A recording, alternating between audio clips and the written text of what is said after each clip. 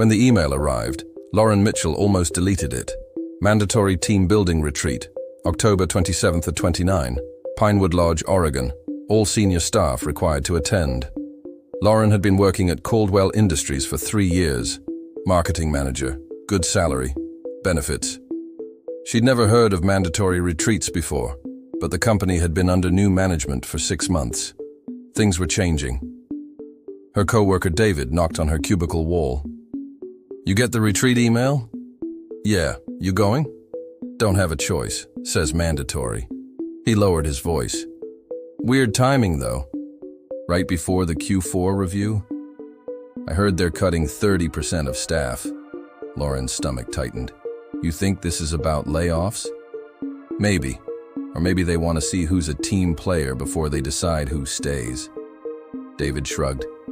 "Either way, I'm not risking my job by skipping it." Neither was Lauren. Pinewood Lodge sat 3 hours outside Portland, deep in the Cascade Mountains. The company provided transportation, 2 charter buses that picked up employees from the downtown office Friday afternoon. Lauren boarded with 23 other senior staff members, people she'd worked with for years. Jennifer from accounting, Marcus from IT, Chen from operations. All of them looked as confused as she felt about why this retreat was suddenly mandatory. The buses wound through increasingly remote roads. Trees pressed in from both sides. No cell service after the first hour. By the time they arrived at Pinewood Lodge, dusk was falling, and the forest around them was completely dark. The lodge was larger than Lauren expected, a sprawling timber structure with multiple wings, a central common area, and conference rooms. Modern, but isolated. The nearest town was 40 miles back. A woman in a crisp black suit waited at the entrance.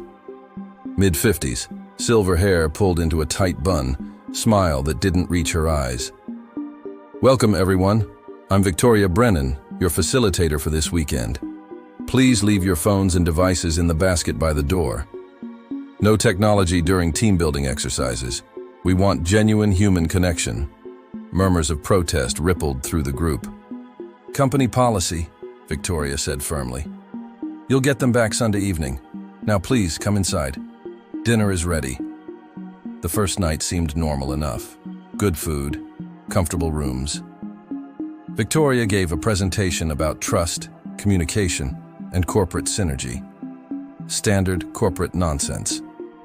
"Tomorrow," Victoria said, "we begin the exercises. These are designed to strengthen bonds between team members and identify natural leaders. Full participation is required. Those who don't participate will be sent home immediately." "Sent home how?" Marcus asked. "We rode buses here.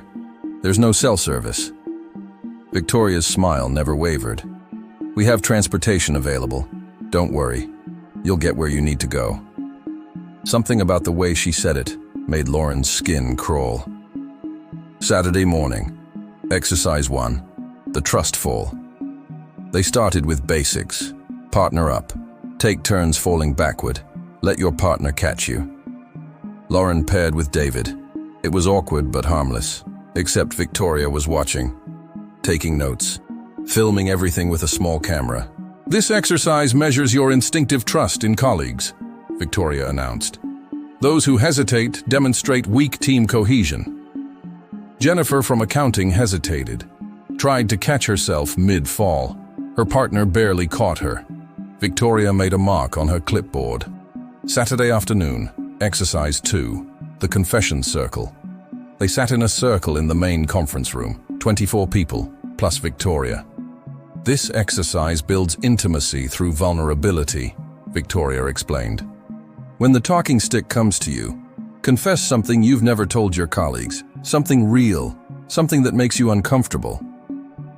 The stick was passed. People started with safe confessions. "I lied on my resume about knowing Excel. I've been looking for other jobs."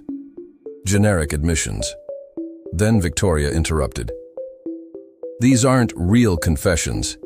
These are performative vulnerabilities. The stick won't continue until someone speaks truth." Chen from operations went pale. "I don't understand." "Tell us something that scares you to say out loud." The room went silent. Finally, Marcus spoke. I've been embezzling from the company, small amounts, for 2 years, about $30,000 total. Everyone stared. Marcus looked shocked at his own words, like they'd been pulled from him involuntarily. Victoria smiled. Thank you, Marcus. That's honesty. Continue. The confessions that followed were darker. Affairs, addictions, crimes, people crying as they spoke, unable to stop themselves. When the stick reached Lauren, her mouth opened against her will. I blamed Jennifer for the Hartman account failure, but it was my mistake. She almost got fired because I lied. Jennifer's face crumpled. Victoria made another note. When the circle ended, Victoria stood. 3 of you failed this exercise. You know who you are. Please proceed to the North Wing. Transportation has been arranged. Jennifer stood slowly, tears streaming. Marcus followed. A woman from legal named Sarah joined them. Wait, David said. Failed how? They confessed. Their confessions revealed character flaws incompatible with Caldwell Industries' vision, Victoria said simply. They're being sent home. The 3 walked to the North Wing. A door closed behind them. Lauren never saw them again. Saturday evening. Exercise 3, the partner choice. 21 people remained. Victoria paired them off randomly, 10 pairs with Lauren left over as the odd one. Each pair will go to separate rooms, Victoria instructed. You'll be given a choice. Only one of you can return to the group. You must decide between yourselves who stays and who leaves. You have 1 hour. This is insane, David protested. You can't make us choose. The exercise begins now. Those who refuse to participate will both be removed. The pairs were led to different rooms. Lauren, being the odd one out, was taken to Victoria's office. You'll observe, Victoria said. Watch the screens.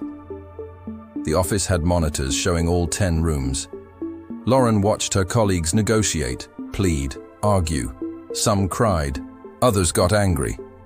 In 3 rooms, physical fights broke out. After an hour, Victoria's voice came through speakers. Time is up. Return to the common area. Only decision makers may proceed. 10 people returned. 10 didn't. The remaining group was now just 12, including Lauren. No one spoke. The people who'd returned looked traumatized, broken. Sunday morning. Exercise 4. The Hunt. Today's exercise takes place in the forest, Victoria announced at breakfast. A classic team-building activity, wilderness navigation.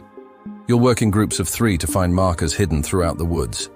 Return here by noon with all 3 markers, and you advance. She handed out maps with areas marked. Stay within the boundaries.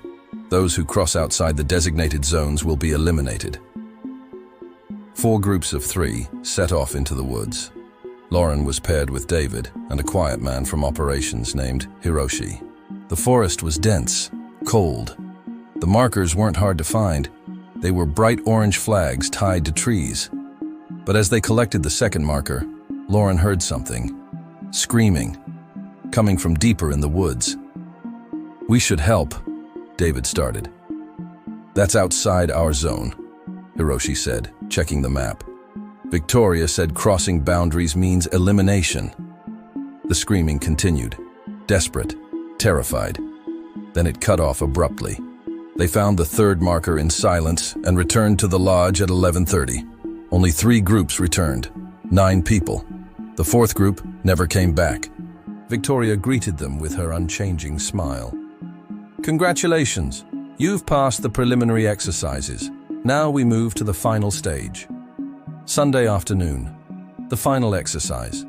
The 9 remaining employees gathered in the main conference room. Victoria stood at the front with a projector screen behind her. You've demonstrated trust, honesty, decision-making ability, and rule adherence, Victoria said. These are the qualities Caldwell Industries values most. Now you'll learn why. The lights dimmed. The projector flickered to life. Caldwell Industries is not a telecommunications company. That's simply our public face. Our true purpose is much more valuable. We identify, test, and acquire individuals with specific psychological profiles. Profiles that make excellent candidates for our clients. Clients? Lauren's voice cracked. What clients?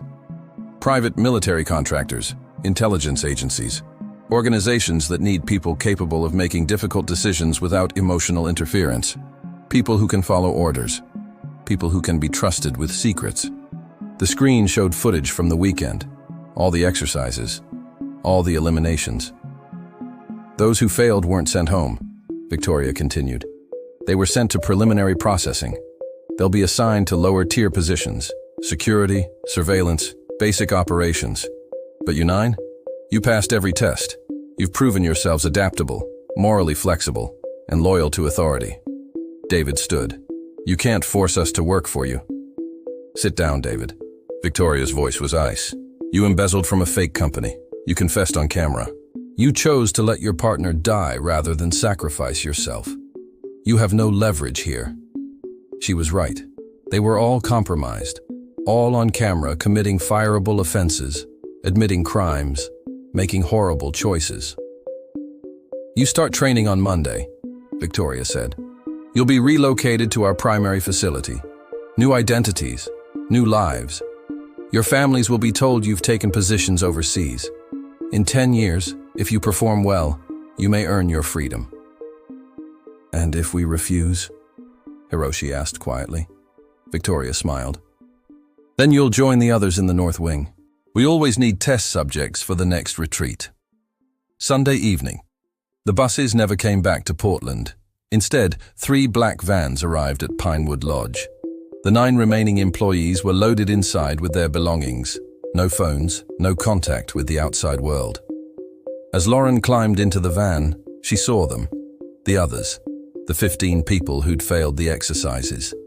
They were loading equipment into a truck, wearing grey uniforms, eyes hollow. Jennifer saw Lauren and looked away quickly. They weren't dead, but they weren't free either. The vans drove through the night, toward a future Lauren hadn't chosen, toward a life she couldn't escape. She thought about the job posting 3 years ago, how perfect it had seemed, how the interview process had been surprisingly easy, how they'd offered her more money than she'd asked for. They'd been watching, testing, recruiting all along. Caldwell Industries had hundreds of employees. How many more retreats were happening right now? How many more people were being processed? The van drove on. Lauren closed her eyes and tried not to think about what came next. If your company announces a mandatory retreat to a remote location, read the fine print. Some team-building exercises aren't about building anything. They're about breaking you down and seeing what's left. And once you pass their tests, you're not an employee anymore. You're property. The best candidates never know they're being recruited until it's far too late to run. Follow Midnight Manuscripts for more horror stories.